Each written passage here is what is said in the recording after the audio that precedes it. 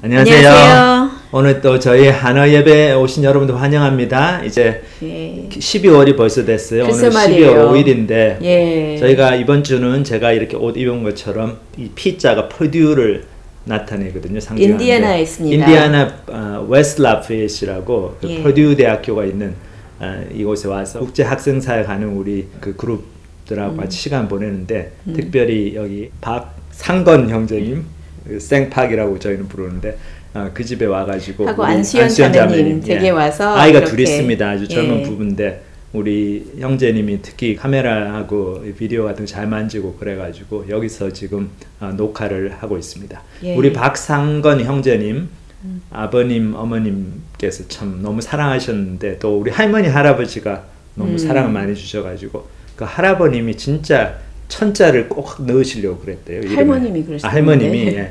그 상건천이 될 뻔했습니다. 이름이 박상건천. 하여튼 너무 감사합니다. 여기 와서 또 이렇게 오늘 녹화를 할 수 있게 이렇게 시간을 내주시고 오늘 말씀은 어떤 말씀인가요? 내 인생을 바꾼 하나님의 말씀. 창세기 6장에서 나오는 말씀인데요. 창세기 6장 하면 노아 얘기죠. 노아 홍수 얘기를 보면은 거기 5절에서 6절을 보면 여호와께서 사람의 죄악이 세상에 관염함과 그 마음의 생각이 모든 계획이 항상 악할 뿐임을 보시고 땅 위에 사람 지으셨음을 한탄하사 마음에 근심하시고. 예, 여기 보면 여호와께 사람의 죄악이 세상에 관영함과 관영이란 말이 충만하다. 예. 가득 찼다 이런 말이죠. 예. 그래서 그 마음의 생각에 모든 계획이 항상 악할 뿐임을 보시고, 야, 참 인간의 철저한 타락 그것을 보여줍니다. 근데 하나님의 반응이 굉장히 특이하죠. 놀랍습니다. 하나님께서 사람 지으시면 한탄하시고 마음에 근심하셨다. 예, 한탄하시고 마음에 근심하시고. 이거는 저희가 부모로서 참 이해할 수 있는 그런 감정인데요. 저희가 얼바나에서 한 대학생 4학년 되는 여학생이 예수님을 영접했습니다. 얼바나 샴페인 그 대학에 UIUC라고 그러죠. 일리노이 대학. 중국에서 온 자매님인데요. 야, 내 인생에 정말 무슨 의미가 있나. 이렇게 공부해도 돈을 많이 벌어도 무슨 소용이 있을까. 이게 단가 인생이.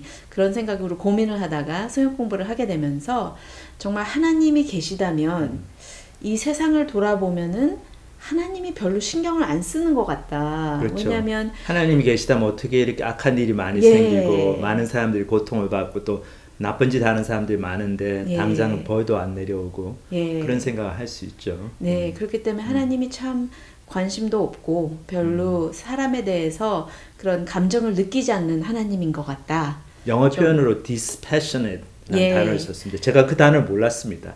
근데 그게 GRE 수준 단어라 가지고 다 잊어버렸어요. 예. 근데 이렇게 하나님에 대해서 배우다가 이 창세기 6장 노아의 홍수 그것을 보면서 아, 하나님이 마음에 한탄하시고 근심하시는 분 하나님이시구나. 우리를 보고 안타까워하시는구나. 후회하시는구나. 왜 이렇게밖에 살지 못할까 하고 속상하시는구나 하면서 야, 하나님의 마음이 참 그 마음에 사랑이 있기 때문에 이렇게 속상해도 하시고 근심도 하시고 하시는구나. 그것을 배우게 되면서 하나님을 이렇게 만나고 예수님을 영접하는 데 큰 도움이 된 그런 말씀입니다. 그렇죠. 굉장히 최근에 일어난 일이죠. 한 2달도 채 되지 않은 그 성경부 그 시간에서 이 자매님이 하나님께서 정말 이렇게 부모의 마음처럼 아버지의 마음으로 우리를 보시는구나. 그래서 깨닫고 이제 하나님의 사랑을 경험하게 되었습니다. 요즘 세상에 정말 안 좋은 소식이 굉장히 많이 있는데요. 또 델타 베리언트가 나와서 코로나 바이러스도 그렇고 오미크론이라고 다들 지금 수치가 넘어가서 많이 올라가기 때문에 다들 국경을 좀 닫아야 된다라는 이야기들도 많이 있고 또 이 사회가 저희 사회가 어떻게 될지 너무나도 좀 불안하고 그런 모습인데요. 저희가 정말 하나님이 보시면서 어떨까 생각해 보게 됩니다. 그래서 이런 세상을 보면서 아유 뭐 세상이 다 이렇게 썩어가고 공평은 없고 다 불공평뿐이고 이러니 뭐 나도 그냥 마음 멋대로 살자 뭐 하나님이 어디 있냐 이렇게 생각할 게 아니고 저희들이 노아의 홍수 때를 기억해야 될 것 같아요. 세상이 이렇게 완전히 악해지고 그랬을 때 하나님이 이 세상을 보시는 눈은 그저 그냥 포기하시고 그만두시고 그게 아니고 한탄하시고 근심하셨고, 그리고 그 노아에게 그 모든 사람이 다 타락했을 때 그 한 사람 한 가족, 그 노아는 그래도 하나님을 쫓아가는 삶을 살았고 하나님의 뜻대로 살려고 몸부림쳤고, 그런 노아에게 주목하시고 그 노아를 통해서 새로운 인류를 시작해 나가시는 또 하나님의 마음을 보면서 저희들의 삶에 있어서 저희들이 절대 냉소적이 되고 낙심하고 그럴 필요가 하나도 없습니다. 오늘은 내 삶을 바꾼 하나님의 말씀 조금 짧았습니다. 오늘은 뭐 짧은 게 좋은 거죠. 오늘 여기서 이제 마치고 저희들이 함께 찬양 한 곡 듣고 부르고 오늘 창세기로 돌아가서 창세기 4장 가인과 아벨 이야기 저희들이 함께 묵상하도록 하겠습니다.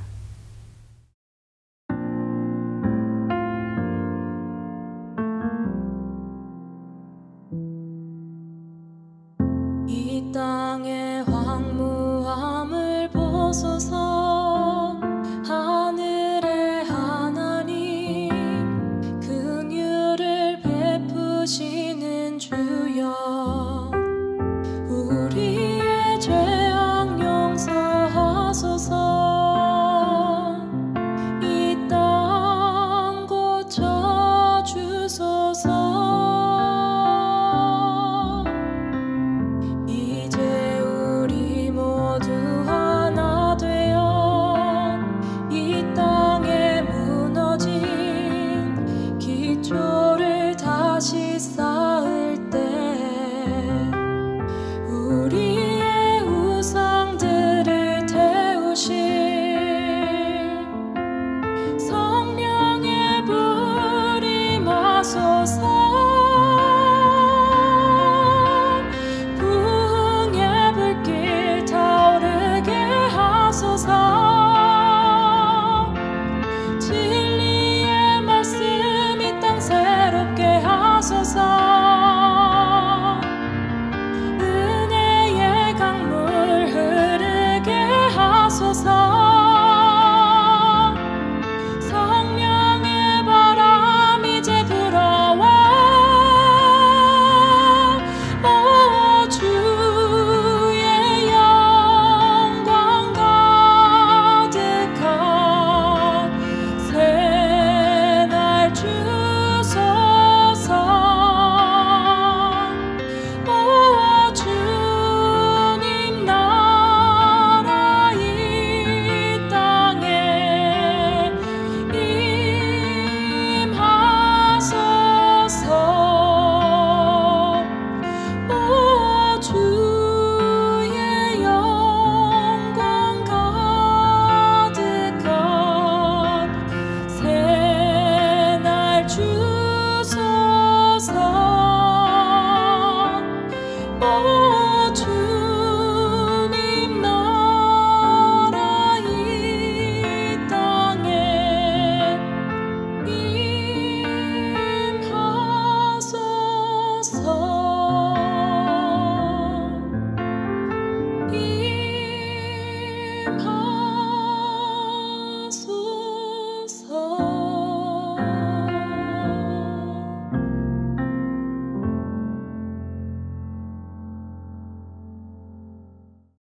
저희들 지난주에는 이제 추수감사절 예배로 특별하게 추수감사, 하나님께 감사하는 삶에 얼마나 하나님께서 기뻐하시고 복을 주시나 거기에 대해서 살펴봤습니다. 이제 12월 5일입니다. 오늘이. 그래서 오늘부터 다시 저희들 창세기 공부하는 시간으로 돌아가서 오늘 창세기 4장 본문을 함께 살펴보겠습니다. 창세기 4장에는 여러 사람들이 잘 아는 굉장히 유명한 이야기가 나옵니다. 가인과 아벨, 이 형제들에 관한 이야기가 나오는데, 이 가인과 아벨은 아담과 하와가 낳은 많은 자손 중에, 많은 자녀들 중에 두 사람이었어요. 아마도 첫 번째 두 사람이 아니었겠나 추측이 되는데, 이 두 사람만의 이야기가 이렇게 성경에 기록이 된 것은 아마도 그것을 통해서 저희가 얻을 수 있는 큰 영적인 교훈이 있고, 또 이 두 사람 사이에 일어났던 갈등과 또 죄의 문제가 우리의 삶에 스며 있는 인간 사이의 관계에 있어서 갈등과 죄의 문제를 정확하게 보여주는 또 그런 면이 있기 때문에 하나님께서 특별히 이 이야기를 성경에 기록해 놓으신 것 같습니다. 저희들이 같이 본문을 살펴보겠습니다. 창세기 4장 1절부터 5절입니다. 아담이 그의 아내 하와와 동침하매 하와가 임신하여 가인을 낳고 이르되 내가 여호와로 말미암아 득남하였다 하리라. 그가 또 가인의 아우 아벨을 낳았는데 아벨은 양치는 자였고 가인은 농사하는 자였더라. 세월이 지난 후에 가인은 땅의 소산으로 제물을 삼아 여호와께 드렸고 아벨은 자기도 양의 첫 새끼와 그 기름으로 드렸더니 여호와께서 아벨과 그의 제물은 받으셨으나 가인과 그의 제물은 받지 아니하신지라. 가인이 몹시 분하여 안색이 변하니. 여기 아주 재미있는 장면이 나옵니다. 그리고 저 인생의 그 본질적인 어려움을 또 보여주는 그런 장면이 나오죠. 가인과 아벨이 이제 태어나서 자라고 세월이 많이 지났어요. 근데 가인은 이제 농사하는 사람이 되고 아벨은 양을 치는 목자 그런 직업을 가지게 됩니다. 근데 이 두 사람이 아마 아담과 하와 자기 부모님으로부터 하나님을 예배하고 그런 거를 배웠겠죠. 그래서 이제 성인이 되어가지고 자기들도 하나님께 자기들이 거둔 그 노동의 산물을 하나님께 예배하는 마음으로 제물로 바칩니다. 근데 여기서 이제 보시는 것처럼 가인은 땅의 소산으로 아마 채소와 뭐 곡물과 그런 거를 하나님께 드렸고 아벨은 양의 그 첫 새끼를 그 피와 함께 하나님께 제물로 드렸습니다. 그렇게 다 제물로 다 드렸는데 그럼 거기서 이제 하나님께 잘 받으시고 흡족해 하시고 그랬으면은 좋은 이제 해피엔딩으로 끝나는 스토리인데 이게 그게 아니었죠. 여기 보면은 하나님의 반응이 좀 틀렸습니다. 여기 보면 여호와께서 아벨과 그의 제물은 받으셨으나 가인과 그의 제물은 받지 아니하신지라. 가인이 몹시 분하여 안색이 변하니. 이유는 잘 모르겠지만은 하나님께서 아벨의 제물은 기뻐 받으셨는데 가인의 제물은 받지 않으셨습니다. 그래서 여기서 저희들이 이 사건을 보면서 저희들 인생에서 일어나는 많은 또 본질적인 어려움들에 대한 생각을 하게 됩니다. 우리 인생에서 모든 사람들이 행복하고 우리가 원하는 대로 삶이 잘 풀리고 나도 다른 사람들이 잘 먹고 잘 사는 만큼 그렇게 잘 먹고 잘 살고 그러면은 아무 문제가 없을 텐데 뭐 아무 문제가 없다고는 얘기할 수 없어도 내가 느끼는 많은 어려움들이 좀 없어질 텐데 근데 삶이 그렇지가 않죠. 나도 나름대로 노력했는데 다른 사람들이 더 잘 되는 것 같고 이상하게 하나님께서 다른 사람은 축복해 주시는데 내 인생은 좀 막으시는 것 같고 나를 좀 싫어하시는 것 같고 괜히 나한테는 어려움을 주시고 좋은 걸 안 주시려는 것 같고 그렇게 느껴질 때가 많이 있습니다. 우리 한국 사회에서도 그 공평의 문제, 공정의 문제가 굉장히 이제 시대적인 화두로 등장했는데 특별히 이제 우리 20대 젊은 청년들은 부모님 세대에 대해서 참 부모님들은 노동 조건도 좋고 고용직에서 그 정규직을 다 가지고 있고 노동시장에 안정된 직장을 갖고 있는데 우리는 그렇지 못하다. 항상 이 뭐라고 그러죠? 계약직이라고 그럽니까? 거기서 벗어나지를 못하고 삶에 희망이 없고 뭐 집도 사는 거 포기하고 결혼하는 것도 포기하고 뭐라고 그러죠? 삼포 세대 그런 얘기가 있을 정도로 집 사는 거 결혼하는 거 아이 낳는 거 포기했다. 그렇게 세상이 참 불공평하다고 느끼는 분들이 참 많이 있는 것 같습니다. 또 그것이 사실입니다. 하지만 우리가 하나 깊이 또 묵상하고 좀 기억해야 될 게 이 세상이 불공평해 보이는 이유가 하나님의 잘못이 아니라는 거죠. 그리고 하나님께서 우리 인생을 하나님의 주권대로 하나님의 계획대로 지으셨다는 걸 기억해야 됩니다. 또 그럴 권리가 있는 분이고 저희들이 지난주에 어떻게 그 욥이 어려움 가운데서 감사할 수 있었나 그때 이제 하나님의 주권을 하나님의 절대 주권을 인정하고 자기 인생에서 벌어지는 어려움들을 그대로 임브레이스를 했죠. 그대로 받아들였습니다. 하나님께로 내가부터 축복도 많이 받았는데 이렇게 나쁜 일도 생길 수가 있고 하나님이 주신 분도 하나님이시고 거둬가시는 분도 하나님이시니까 하나님께 찬양을 드려야 된다. 그렇게 하나님께 끝까지 감사를 했죠. 저희들이 그런 삶의 태도가 정말 필요한 것 같습니다. 그렇지 않으면 저희 인생은 항상 남과 비교하고 그러면서 저희가 너무 남보다 못한 것을 발견하고 그거에 생각이 잡혀 있기가 너무 쉬운 그런 자기중심적인 죄인이기 때문에 감사하면서 사는 게 거의 불가능합니다. 여기 이제 가인의 반응을 봐도 그렇죠. 가인의 반응은 참 금방 여기 뭐 몹시 분하여 안색이 변했다 그랬거든요. 그러니까 이 가인이 조금 더 겸손하고 조금 더 하나님의 주권을 인정하고 그런 사람이었으면은 좀 이렇게 아벨한테 가서 물어보고 왜 하나님께서 나의 건을 안 받으시고 너 거는 받으셨냐? 너는 어떻게 예배를 드렸냐? 그래서 분명히 하나님이 이유가 있으셨겠죠. 안 받으신 이유가. 그래서 그 이유를 알 수도 있었는데 그래가지고 자기가 회개하고 하나님께 정말 마음에서 우러나오는 그런 재물, 받으심직한 재물을 드릴 수도 있었는데 근데 가인의 반응은 어떻습니까? 금방 화를 내죠. 굉장히 화를 냅니다. 그래서 이 분노는 물론 하나님께 대한 분노인데 이 하나님은 가인이 어떻게 할 수가 없죠. 하나님 너무 강하신 분이고 가인이 뭐 주먹으로 칠 수 있는 것도 아니고 그러니까 분노가 어디로 갑니까? 자기 동생에게로 가요. 동생을 미워하기 시작합니다. 이것이 바로 시기와 질투, 그것의 본질이죠. 그래서 하나님께서 그것을 아시고 가인에게 경고를 하십니다. 그 다음 구절 보면 여호와께서 가인에게 이르시되 네가 분하여 하면 어찌 됨이며 안색이 변하면 어찌 됨이냐 네가 선을 행하면 어찌 낯을 들지 못하겠느냐 선을 행하지 아니하면 죄가 문에 엎드려 있느니라 죄가 너를 원하나 너는 죄를 다스릴지니라.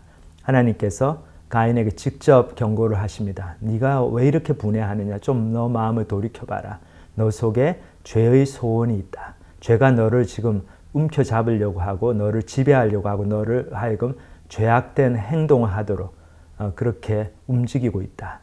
너 이거를 여기서 벗어나야 된다. 근데 여기에서 얘기하는 죄가 너를 원하나 여기서 어떤 죄를 얘기합니까? 결국 하나님의 주권을 인정하지 못하고 하나님을 내 생각대로 조정하려고 그러고 또 그것이 마음대로 안 되니까 하나님께서 불공평하게 행하시는 것 같은 그래서 하나님께서 더 복을 주시는 것 같은 그런 그 옆에 있는 사람을 이 가인 같은 경우는 자기 동생이죠. 시기하고 질투하고 이 땅에서 그 사람을 없애버리려고 그러고 좀 안 봤으면 좋겠다. 이 사람만 보면은 난 내 동생만 보면은 울분이 치밀고 내 인생은 왜 이랬나 내 인생이 너무 비참하게 느껴지고 좀 안 보고 살았으면 좋겠다. 그런 마음이 들게 하는 그런 살인의 마음이 들게 하는 그런 위기의 순간이 지금 가인에게 다가오고 있습니다. 근데 여기 이제 본문에서 얘기하는 죄가 문에 엎드려 있다. 이 말씀의 의미는 이 영어로 보면 이제 crouching이라는 단어인데 이거는 이렇게 동물이 사자나 호랑이가 먹이를 이렇게 딱 바라보면서 그 기회를 노리는 거죠. 그래서 딱 정확한 시간이 됐을 때 거기 가서 팍 튀어나와가지고 먹이를 이제 잡으려고 그렇게 준비하고 바라보고 있는 그 모습을 얘기합니다.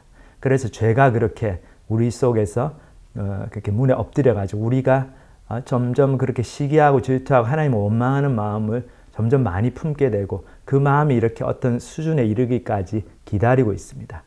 그렇기 때문에 여기서 저희들이 하나님의 그 충고, 가인에 대한 경고로부터 배워야 될 게 하나님께서 말씀하시는 것을 보면 하나님께서 가인에게 이렇게 말씀하시는 죄가 너를 원하나 너는 죄를 다스릴지리라. 이 말씀 뭔가 하면 우리가 우리 생각을 컨트롤할 수 있다는 것이죠. 하나님께서는 우리가 우리에게 드는 시기, 질투, 죄악된 생각을 하나님의 진리의 말씀으로 이렇게 제어하고 그 생각을 다시 하나님이 기뻐하시는 그리고 진리의 방향으로 이렇게 방향을 전환하고 선회하기를 원하시고 우리가 그렇게 할 수 있다고 말씀하십니다. 이거를 우리가 믿어야 될 것 같아요. 죄의 소원은 우리에게 있지만은 우리는 죄를 다스릴 수 있습니다. 그렇기 때문에 시기하고 질투하는 마음이 들 때 그리고 왜 이렇게 내 인생은 안 풀리고 왜 하나님은 나를 축복해 주시지 않을까? 다른 사람은 다 잘 되는데 나만 이렇게 항상 뭐가 안 풀린다. 그런 마음이 들 때마다 저희들이 지난주 이제 말씀처럼 십자가를 봐야 되겠죠. 십자가에 나타난 하나님의 사랑. 그 아들을 고의적으로 십자가에서 고통당하게 하시고 죽게까지 하시는 우리를 위해서, 우리 죄를 사해 주기 위해서 그 하나님의 사랑을 저희들이 기억해야 됩니다. 그거를 기억하면 내가 하나님이 나를 사랑하지 않는 것 같다. 이런 생각들이 나의 자기중심적인 나 이기적인 그리고 하나님의 사랑을 의심하게 만드는 사탄이 주는 생각이라는 걸 알게 되죠. 그래서 저희들 그 생각을 사탄아 물러가라 그렇게 얘기하고 저희 어머니들 가끔 그러셨는데 이렇게 마음에 낙심이 되고 좀 안 좋은 생각이 들 때마다 다른 사람을 원망하는 마음이 들 때마다 어머니가 진짜 그러세요. 사탄아 물러가라 그렇게 말씀하시면서 하나님이 기뻐하신 생각으로 방향을 선회하시는 걸 제가 봤습니다. 저희도 이제 그렇게 해야 되겠습니다. 근데 안타깝게도 가인은 그러지를 않았어요. 그래서 가인이 어떻게 합니까? 여기 4장 8절에 보면 가인이 그의 아우 아벨에게 말하고 그들이 들에 있을 때에 가인이 그의 아우 아벨을 쳐 죽이니라. 가인은 자기 아우를 죽이기로 작정합니다. 여기서 죽인다는 말이 사실 살인인데 이게 저희가 볼 때 오 이렇게 어떻게 사람을 죽이기까지 하나 했지만 그 당시에는 뭐 경찰이 있었던 것도 아니고 그리고 가인이 아벨을 안 볼 수 있는 뭐 그런 핑계가 있었던 것도 아니고 그렇기 때문에 이런 관계성에 있어서 제거할 수 있는 제일 단순한 방법이 그냥 쳐 죽이는 거였죠. 그래서 아주 계획을 세워가지고 뭐 여기 뭐 가인이 그의 아우 아벨에게 말하고 했는데 아벨한테 네 우리 같이 피크닉 가자 뭐 소풍 가자 그렇게 얘기를 했는 것 같아요. 그래서 같이 들에 나아가자 아무도 없을 때 자기가 갖고 온 돌로 아벨을 쳐서 죽입니다.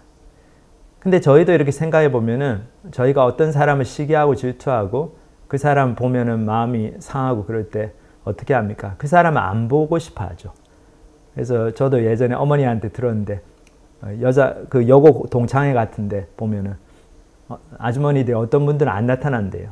왜냐하면은 그 어떤 친구들 꼴 보기가 싫어가지고 제 학교 다닐 때 맨날 내 노트 뺏기고 숙제 다 뺏겨 쓰고 공부도 하나도 못하고 그랬는데 어쩌다가 쟤는 정말 운이 좋아가지고 좋은 남편 만나가 나 이제는 사장 부인이 돼서 사모님 소리 들으면서 다니고 동창회에 나타나고 나는 공부도 너무 잘하고 했는데 어떻게 참 안 좋은 남편 만나가지고 내 인생이 꼬여가지고 나는 동창회 나가기 싫다. 쟤 보면은 너무 속이 상하고 왜 하나님은 내 인생을 이렇게 인도하셨나 화가 나고 그래서 쟤는 안 볼란다. 그것 때문에 동창회 안 나오고 그런 경우들이 많이 있다고 그래요.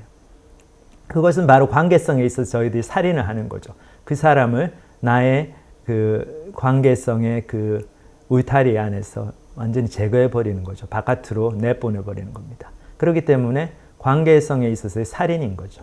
그러니까 저희들이 사실 그것을 많이 하고 삽니다. 나보다 잘난 사람들 보기 싫어하고 그 사람들 생각하고 싶지 않아 하고 굉장히 무관심하게 되죠. 그래서 가인이 이렇게 아벨을 죽이고 난 다음에 아벨에 대해서 완전히 생각을 끈 그 모습이 바로 그 다음에 나옵니다. 하나님께서 가인을 추궁하시거든요. 여기. 아벨이 어디 있느냐. 그때 가인이 어떻게 대답합니까? 4장 9절에 보면 여호와께서 가인에게 이르시되 네 아우 아벨이 어디 있느냐. 그가 이르되 내가 알지 못하나이다. 내가 내 아우를 지키는 자니까. 굉장히 가인이 좀 이렇게 냉소적으로 하나님 앞에 막 아주 좀 영어로 얘기하면 having attitude 뭐 그런 얘기하죠. 굉장히 이렇게 좋지 않은 태도로 하나님께 막 이렇게 빈정거리듯이 얘기합니다. 내가 내 아우를 지키는 자니까. 이 지킨다는 표현이 이제 shepherd 목자라는 얘기인데 이제 가인이 여기서 word play를 하는 거죠. 말장난을 하는 겁니다. 그래서 우리 아우가 목자인데 내가 그 목자를 지키는 목자입니까? 이 얘기를 하는 거죠. 그 정도로 가인은 아벨을 죽이고 나서 아벨에 대해서 신경을 껐습니다. 그리고 이제 아벨 없으니까 생각하기도 싫다. 그거는. 그래서 별로 죄의식도 없이 자기 멋대로 자기 삶에 나름대로 충실하면서 살았던 것 같아요. 근데 저희들이 참 이런 모습을 보면서 우리의 삶에 있어서 형제 간에도 이런 일들이 벌어지는 걸 보면서 참 이 죄가 우리가 하나님을 떠난 인생이 얼마나 비참해지는가 그걸 볼 수 있죠. 이 시기하고 질투의 문제가 얼마나 가장 뿌리 깊은 인간 사이의 죄의 문제인가 이거를 저희 생각해 보면은 정말 그런 것 같아요. 왜냐하면 우리가 나하고 상관이 없는 사람하고는 별로 시기 질투는 안 합니다. 저희 가운데 뭐 빌 게이츠나 뭐 마크 자커버그 페이스북 그 창립한 분 그런 분들한테 대해서 시기 질투 별로 안 느끼죠.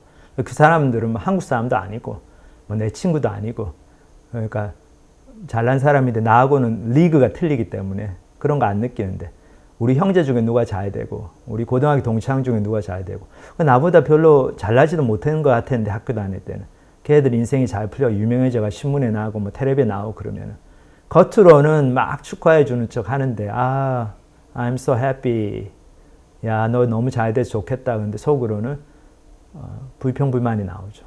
쟤 나보다 공부도 못했는데 아니면 하나님 쟤는 저런데 나는요 왜 나는 이렇습니까? 그런 생각이 들죠. 그것 때문에 정말 친한 친구 간에 사실 시기하고 질투가 생기고 그것 때문에 진정으로 친구를 사랑하지 못하고 그런 저희들의 비참한 현실을 저희들이 깊이 생각해 봐야 될 것 같아요. 우리의 죄 문제가 그렇게 심각합니다. 그래서 첫 번째 인간관계에 있어서의 죄악이 형제간의 살인이었다. 그리고 그것을 성경이 특별하게 이렇게 초점을 맞춰가지고 이 사건을 이렇게 보도를 한 것을 보면은 정말로 우리에게 있는 죄의 본질적인 문제가 하나님에 대해서는 우리가 하나님께 반항하고 우리의 프라이드의 문제, 하나님을 불신하는 문제이고 사람들 사이에 있어서는 결국은 시기하고 질투하는 문제. 하나님께서 다른 사람을 더 축복해 주시는 것을 참지 못하고 그거를 견디지 못하고 그거를 너무 속상해하는 그런 우리의 모습. 그래서 바로 옆에 있는 가장 친해야 될 사람하고 친해지지 못하는 그것이 바로 죄의 본질이고 그것 때문에 예수님께서 오신 거다 생각이 듭니다. 그래서 근데 하나님께서 그거를 가인에게 가르쳐 주고 싶어 하십니다. 네 아와 아벨이 너하고 상관없는 사람이 아니다. 네가 그 인생에 깊이 관여하고 책임져야 될 사람이다. 그거를 말씀하시죠. 그러면서 가인의 죄악을 드러내십니다. 10절에 보면 이르시되 네가 무엇을 하였느냐 네 아우의 핏소리가 땅에서부터 내게 호소하느니라. 땅이 그 입을 벌려 네 손에서부터 내 아우의 피를 받았은즉 네가 땅에서 저주를 받으리니 네가 밭을 갈아도 땅이 다시는 그 효력을 네게 주지 아니할 것이요 너는 땅에서 피하며 유리하는 자가 되리라. 네 아우의 핏소리가 땅에서 호소한다 그랬죠. 하나님, 우리 하나님은 공평하신 하나님입니다. 이거 기억해야 돼요. 사실 아벨은 너무 안타까운 인생이었죠. 아벨이 잘못한 거 하나도 없는데 형을 잘못 만나가지고 쉽게 얘기하면 그리고 하나님이 축복을 해주시는 바람에 그 젊은 나이에 인생을 마감했어야 됐어요. 그러니까 저희가 아벨이었으면 얼마나 속이 상했겠습니까? 근데 하나님은 이런 불공평한 모습들, 이런 인간의 죄악의 모습을 무관심하게 그냥 넘기시는 분이 아니죠. 하나님은 분명히 주목해 보시고 그거를 다 결국에는 하나님의 심판으로 갚으십니다. 그래서 이렇게 어그러지고 불공평했고 잘못된 것들을 다 바르게 만들고 공평하게 만들고 그 대가를 치르게 하십니다. 그래서 이 말씀을 주죠. 네 아우의 핏소리가 땅에서부터 내게 호소하느니라. 그래서 그 가인에 대한 심판을 선언을 하시죠. 여기 보면 너의 삶이 이제 굉장히 힘들어질 거다 그렇죠. 땅이 그 입을 벌려 네 손에서부터 네 아우의 피를 받았은즉 네가 땅에서 저주를 받으리니 네가 밭을 갈아도 땅이 다시는 그 효력을 내게 주지 아니할 것이요 너는 땅에서 피하며 유리하는 자가 되리라. 우리가 우리의 죄악된 욕심을 따라가지고 다른 사람을 시기질투하고 나보다 잘난 사람을 다 무시해버리고 그 사람을 깎아내리고 그 사람에 대해서 이렇게 안 좋게 얘기하고 그 사람을 내 인생에서 지워버리고 그렇게 살면은 우리의 인생이 정말 고달프고 고생하고 방황하는 인생이 됩니다. 그 죄값을 저희들이 다 치르게 됩니다. 그래서 여기 보면은 땅에서 피하며 유리하는 자가 된다. 피하며 유리한다. 그것이 바로 저희 인생의 본질적인 그 죄악의 대가를 보여주는 표현인 것 같습니다. 그래서 피하는 게 무엇을 피합니까? 저희들이 내가 마음속에 이런 시기하고 질투하는 마음이 있기 때문에 그런 마음을 드러내지를 못하죠. 내 죄악과 나의 죄된 마음과 나의 정말 솔직한 생각이 다 드러날까 봐 그거를 항상 피하고 그런 것을 조심하고 그런 걸 두려워하고 그래서 아무하고도 깊은 관계를 맺을 수가 없고 그래서 다른 사람이 나를 조금 더 알려고 그러고 그러면은 위협을 느끼고 그래서 자꾸 다른 데로 옮겨 다니고 그 사람하고 다시 멀리하고 그래서 유리한다는 게 방황한다는 거 떠돌이 인생이라는 거죠. 어느 한 곳에 정말 뿌리를 내리지 못하고 계속 떠돌아다니고 친구가 많은 것 같은데 다 술 친구고 뭐 다 그냥 골프 친구고 근데 실제로는 정말 내 마음을 터놓고 이야기할 친구는 하나도 없고 그런 정처 없는 삶, 그런 외로운 삶을 살게 되는 거죠. 이것이 다 우리가 하나님을 떠나가지고 하나님의 주권을 인정하기 거부하고 하나님을 불공평하다고 이렇게 참소하고 하나님에 대해서 항의하고 그리고 그렇게 하나님의 축복을 더 많이 받은 사람처럼 보이는 그 사람들에 대해서 저희들 시기하고 질투하고 그 사람들을 우리 삶에서 쫓아내버리고 그렇게 된 결과인 것입니다. 자, 이렇게 됐는데 가인이 그 얘기를 듣고 이제 회개는 하지 않지만 굉장히 이렇게 두려워합니다. 그래서 하나님께 자비를 호소하죠. 여기 13절부터 15절 보면 가인이 여호와께 이르되 내 죄벌이 지기가 너무 무거우니이다. 주께서 오늘 이 지면에서 나를 쫓아내시온즉 내가 주의 낯을 배웁지 못하리니 내가 땅에서 피하며 유리하는 자가 될지라. 무릇 나를 만나는 자마다 나를 죽이겠나이다. 여호와께서 그에게 이르시되 그렇지 아니하다. 가인을 죽이는 자는 벌을 7배나 받으리라 하시고 가인에게 표를 주사 그를 만나는 모든 사람에게서 죽임을 면하게 하시니라. 하나님의 마음을 볼 수가 있습니다. 하나님은 우리가 죄를 짓고 하나님을 떠나는 삶을 살 때 see I told you. 너는 진짜 혼나봐라. 그러고 우리가 혼나면서 고생하면서 사는 것을 막 고소해하시고 흐뭇해하시고 자랑스럽게 생각하시고 그런 하나님이 아니죠. 하나님은 우리를 징계하시고 벌어주시고 우리의 죄 때문에 우리를 떠나실 수밖에 없지만 그 속에서 하나님의 마음은 너무나 아픕니다. 우리 앞에 샤론 자매가 얘기했던 것처럼 노아의 홍수로 이 세상을 다 심판하시면서도 하나님의 마음이 흐뭇하시진 않았죠. 하나님 너무 슬퍼하시고 한탄하셨습니다. 그리고 자기를 막 이렇게 자책하셨어요. 후회를 하셨다. 이 원어를 보면 회개를 하셨다. 그런 표현이 나옵니다. 그 정도로 하나님께서는 당신의 특별하게 창조한 피조물 인간들을 사랑하십니다. 그래서 가인에게도 이런 자비를 주시죠. 가인에게 표를 주사 그를 만나는 모든 사람에게서 죽임을 면하게 하시니라. 어떤 표를 주셨는지 모르겠지만 이것도 하나 생각해 보면 하나님께서 나중에 예수님을 보내셔서 십자가에 죽게 하심으로써 우리의 죄를 용서해 주시고 하나님과 관계를 회복시켜 주신다는 그 복된 소식, 그 소식에 대한 예표로 상징적으로 이것을 이제 보여주시는 또 장면이다 생각이 듭니다. 그래서 저희들이 좀 조심해야 됩니다. 어떤 분들은 하나님이 있으면은 하나님이 어디 있냐? 나는 하나님 무시하고 마음대로 살아도 이렇게 잘 먹고 살아서 하나님마다 잘 되는데 내가 굳이 하나님 앞에 가가지고 뭘 잘못했다고 빌 필요가 뭐 있냐? 그렇게 생각하는 것은 정말로 착각하고 사는 인생입니다. 왜 그런가 하면 하나님 앞에서 우리가 이렇게 잘 먹고 잘 사는 이유가 하나님의 자비 때문이지 하나님이 없어가지고 하나님이 안 계시기 때문에 잘 먹고 잘 사는 게 아니죠. 하나님께서 의인과 악인에게 똑같이 비를 주시고 똑같이 이 세상에 사는 동안은 자연 법칙을 통해서 은혜를 주십니다. 여기 예수님도 이런 말씀을 하셨죠. 마태복음 5장에 보면 나는 너희에게 이르노니 너희 원수를 사랑하며 너희를 박해하는 자를 위하여 기도하라. 이같이 한즉 하늘에 계신 너희 아버지의 아들이 되리니 이는 하나님이 그 해를 악인과 선인에게 비추시며 비를 의로운 자와 불의한 자에게 내려주심이라. 그래서 이 자연 법칙을 따라서 이 세상에서 하나님을 모르는 사람도 머리가 똑똑하게 태어날 수 있고 또 그 사람도 열심히 일을 했을 때 그에 상당한 보상을 받고 인류 사회에 큰 기여를 하고 훌륭한 사람으로 살고 그럴 수가 충분히 있는 거죠. 왜 그런가 하면 하나님께서는 우리 모든 인류들에게 다 자비를 베푸시기를 원하시고 하나님의 원래 그 하나님의 창조한 목적 그 자녀들이 되기를 원하시고 그 마음에서 그 자비의 마음에서 기본적인 은혜를 주시는 거죠. 그것 때문에 우리가 이 땅에서 얼어 죽지 않고 굶어 죽지 않고 불에 타 죽지 않고 더워서 죽지 않고 이렇게 살 수가 있고 또 어떤 분들은 성공해서 또 떵떵거리고 살고 그런 거죠. 그것이 하나님이 없다는 증거도 아니고 그것이 하나님 우리 인생에 대해서 굉장히 기뻐하시고 축복하셨다 그 증거도 아닙니다. 그저 이제 그것은 하나님이 우리 인생을 정말 불쌍히 여기시고 우리가 이 땅에 사는 동안은 믿는 사람이든 안 믿는 사람이든 똑같이 자연적인 은혜는 주신다. 이제 그거를 보여주는 거죠. 그래서 가인이 마지막으로 어떻게 합니까? 16절 17절을 보면 가인이 여호와 앞을 떠나서 에덴 동쪽 노 땅에 거주하더니 아내와 동침하며 그가 임신하여 에녹을 낳은지라. 가인이 성을 쌓고 그의 아들의 이름으로 성을 이름하여 에녹이라 하니라. 하나님을 떠나가지고 에덴의 동쪽에서 살게 됩니다. 에덴의 동쪽 옛날에 보면은 누구죠? 제임스 딘 그 영화도 있고 그런데 그죠? 반항의 그 반항적인 그 라이프 스타일을 얘기하는 거죠.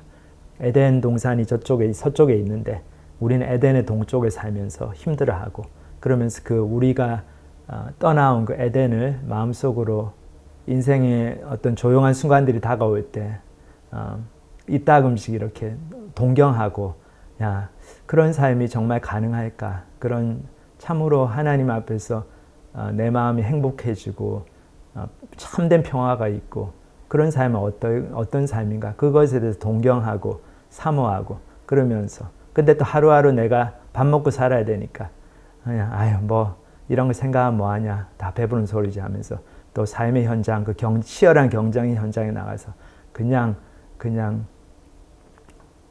박이 터져라 그렇게 싸우고 살아가는 그런 것이 바로 우리 인생의 모습입니다. 그래서 참 여기 보면 에녹을 낳았는데, 그렇죠? 가인이 성을 쌓고 그의 아들의 이름으로 성을 이름하여 에녹이라 하니라.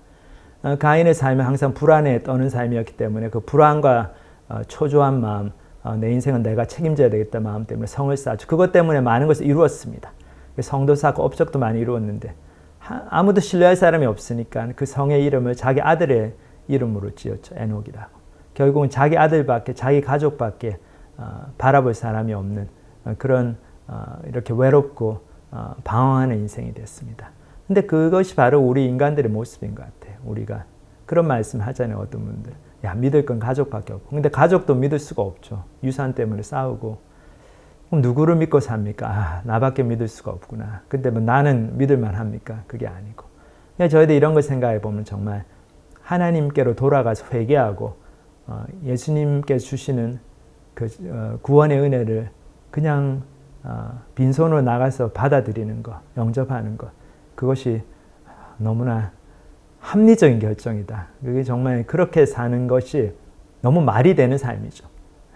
그래서 우리 가운데서도 다 하나님을 떠난 우리의 삶이 얼마나 시기와 질투로 가득 차 있고 참된 사랑과 신뢰의 관계 누리지 못하고 그 속에서 아무도 믿지 못하고 하나님도 믿지 못하고 사람도 믿지 못하고 그래서 내 속에서 그냥 내가 성을 쌓고 그 안에서 그냥 벌벌 떠면서 안주하며 사는 그런 삶이라는 것을 깨닫고 정말 하나님 안에 들어왔을 때 우리가 얼마나 복된 삶을 사는지 우리 구원의 은혜에 더 감사하고 또 아직까지 그 구원의 은혜를 마음의 결단으로 받아들이지 못한 분들이 있다면 참 하나님께 더 늦기 전에 기회가 있을 때 하나님께 나와서 그 주님 안에서 예수님 안에서의 그런 참된 삶, 참된 복된 삶을 누리게 되신 여러분 되시길 기도합니다. 같이 기도하시겠습니다. 하나님 아버지 감사합니다. 오늘 또 아벨과 가인의 이야기를 통해서 정말 형제 간의 그 씻을 수 없는 갈등, 시기하고 질투하고 그래서 결국은 한 사람이 한 사람을 죽일 수밖에 없는 그런 삶의 비극을 보면서 참 이것이 바로 저희들의 죄성이고 저희가 하나님을 떠난 결과이고 저희가 하나님보다 저희 자신을 우상으로 하나님처럼 내세우고 그 속에서 나를 높이는 삶을 살려고 할 때 나타나는 결과라는 것을 저희들이 보았습니다. 주님 아버지, 저희들 너무나 감사한 것은 그런 저희들을 하나님께서 그래도 자비로 받아주시고 저희에게 구원의 기회를 허락하시고 가인에게 그렇게 표를 주시고 가인이 돌아오기를 원하셨던 것처럼 저희들에게도 아직까지 기회를 주시는 그 하나님의 사랑 감사를 드립니다. 저희들 더 늦기 전에 정말 주님 앞으로 돌아오고 또 저희들 하나님의 자녀가 이미 되은 분들을 저희들 삶 가운데 우리가 아직도 그런 죄 가운데 형제 자매들과 지내는 부분이 있다면 그분들 회개하고 정말 매일매일 시기하고 질투하는 마음을 버리고 정말 하나님의 사랑 안에서 참으로 우리 주위에 있는 형제 자매들 나보다 잘난 사람들을 축복해주고 그 사람들이 정말 잘 되기를 바라고 기도하고 정말 그런 복된 삶을 사는 저희가 될 수 있도록 축복하여 주시옵소서. 감사를 드립니다. 예수님의 이름으로 기도합니다. 아멘.